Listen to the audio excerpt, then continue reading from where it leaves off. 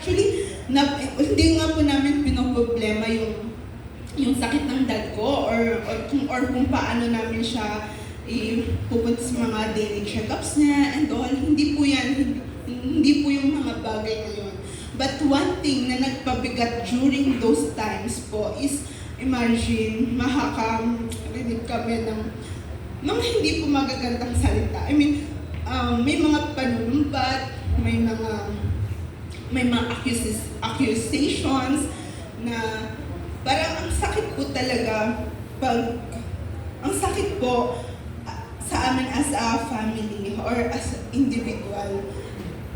I mean, kasi diba sila po dapat yung mga tutulong or susuporta sa inyo. But hindi po yun kasi yung mga nangyari. Instead, parang sila pa yung nagpapabigat ng problema.